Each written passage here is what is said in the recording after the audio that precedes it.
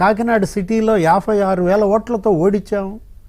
తప్పుడు పనులు చేశారు కాబట్టి వాళ్ళు శిక్ష అర్హులు కాబట్టి వాళ్ళ ప్రజల శిక్షకి ఇవాళ వచ్చింది. కానీ ప్రభుత్వం ఏది ఇప్పుడు మిమ్మల్ని తెచ్చుకున్నందుకు ఈ చట్టం, ఈ పోలీస్, ఇవాళ రెవెన్యూ, ఈ అధికార వ్యవస్థ మొత్తం ఇవాళ ప్రజా తీర్పును మన్నించాలి. ప్రజలేం చెప్పారో అది చెయ్యాలి. ఈ దొంగల భరతం పట్టాలి. ఇప్పుడు ఏదో పుష్ప 1 పుష్ప 2 అంటారు. యాక్చువల్గా పుష్ప 1 పుష్ప 2 కాదు, దగ్గర నియోజకవర్గానికి ఒక పుష్ప ఉన్నాడు. జగన్మోహన్ రెడ్డి హయాంలో ఆయన 151 మంది 151 పుష్పాలు. ఆయన ఇల్లు లోటస్ పాండ్ కాదు. లోటస్ పాండ్ అంటే ఏది పుష్పాల సరస్సుగా ఇవాళ ఆంధ్రప్రదేశ్ అతను మార్చిన నేపథ్యంలో ఈ పుష్పాల భరతం పట్టాలి.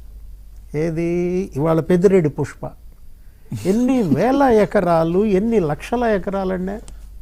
రాయలసీమ మొత్తం ఇవాళ అతను ఇది పెట్టిన పరిస్థితుల్లో సరే ఇప్పుడు 2 శాఖలు ఈ ఇంతకాలం ఎన్నో ప్రభుత్వాలు ఉన్నాయి, మారాయి, అయ్యాయి.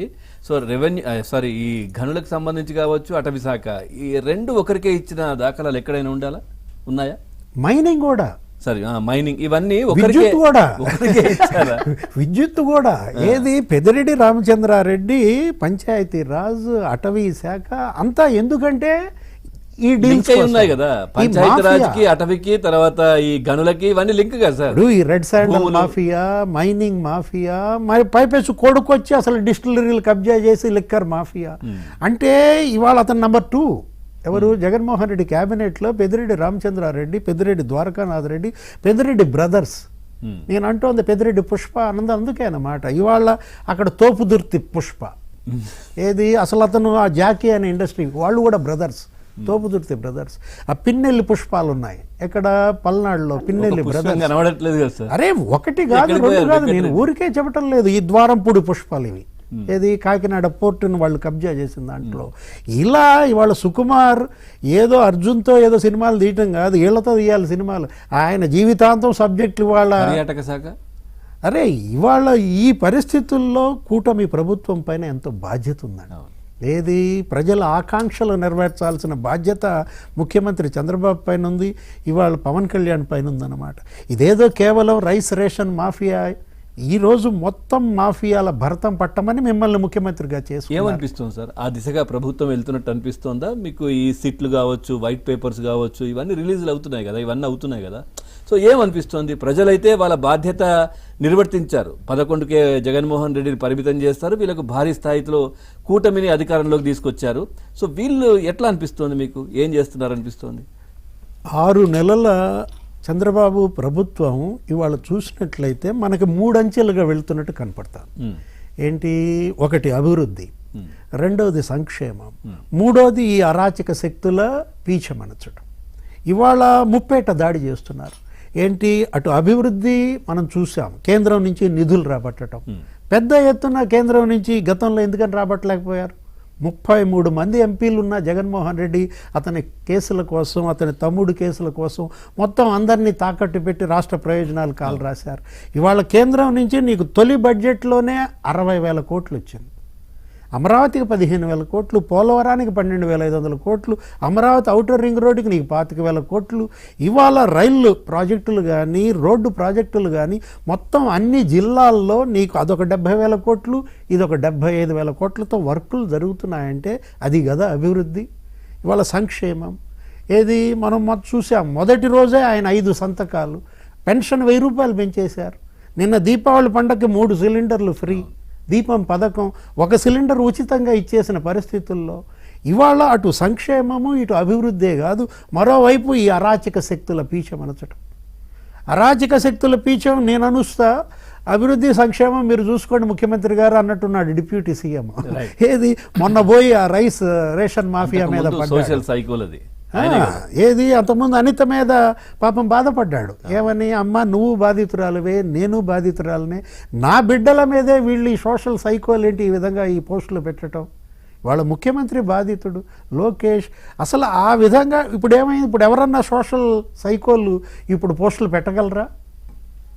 ఇప్పుడు కోర్టులు కన్యార చేస్తున్నాయి. జడ్జీలు అసలు వీళ్ళకి ముందస్తు బెయిల్ ఇవ్వట్లేదు, క్వాష్ పిటిషన్ల పక్కన పడేస్తున్నారు. ఎందుకంటే జడ్జీలే బాధితులు కాబట్టి. అంటే సోషల్ సైకోల భరతం పట్టారు.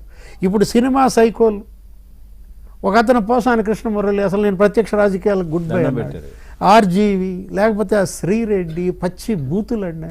ఏంటి ఆ సినిమా సైకోలు ఇవాళ పొలిటికల్ సైకోల భర్తం పట్టాలి.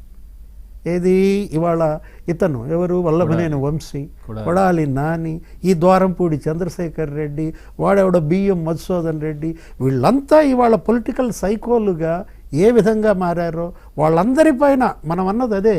ఏది ఆ మట్టి మాఫియా, లేకపోతే గ్రావెల్ మాఫియా గన్నవరంలో కానీ, లేకపోతే గుడివాడ నియోజకవర్గాల్లో కానీ, వీటన్నిటినీ ఈ సిట్ పరిధిలోకి తేవాలి. అన్ని మాఫియాలు ఇవాళ ఈ బ్రిజ్లాల్ సిట్ కిందకి తీసుకొస్తారా, లేదు వేర్వేరు సిట్లు వేస్తారా? ఎందుకంటే ప్రధాని మోడీ ఎన్నికల ప్రచారంలో కూడా మాఫియా రాజ్ మీద ధ్వజమెత్తాడు. జగన్మోహన్ రెడ్డి ఆంధ్రప్రదేశ్ని మాఫియా రాజుగా మార్చాడు అన్న నేపథ్యంలో ఇవాళ ఈ ప్రభుత్వానికి మనం ఇచ్చిన ప్రజా తీర్పు కూడా మాఫియా రహిత ఆంధ్రప్రదేశ్గా ఏర్పడాలి. మేడం, ఇప్పుడు సార్ ఇంత క్లియర్గా చెప్పిన తర్వాత కపుల్ ఆఫ్ థింగ్స్ మనం ఆలోచన చేయాలి. అంటే